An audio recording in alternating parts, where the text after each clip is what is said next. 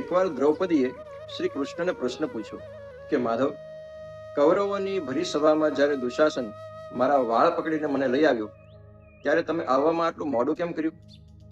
ત્યારે શ્રી કૃષ્ણએ સ્મિત હાસ્ય કરીને બહુ સરસ જવાબ આપ્યો કે પાંચાલી, મેં આવવામાં મોડું નથી કર્યું, તેમ બોલાવવામાં મોડું કર્યું છે. સૌથી પહેલા મદદ માટે તું તારા 5 પતિઓ પાસે ગઈ કે જે તને પહેલેથી જ હારી ચૂક્યા હતા, એ તને મદદ કરી ન શક્યા. પછી તું ભીષ્મ દાદા પાસે ગઈ. તને એમ થયું કે જે સભામાં ગંગાપુત્ર ભીષ્મ હોય ત્યાં કોઈ સ્ત્રી સાથે અન્યાય થઈ જ ન શકે, પણ ભીષ્મ વચનથી બંધાયેલા હતા, એ પણ તને બચાવી ન શક્યા. પછી તું દ્રોણાચાર્ય પાસે ગઈ, કૃપાચાર્ય પાસે ગઈ, એમણે પણ મદદ ન કરી.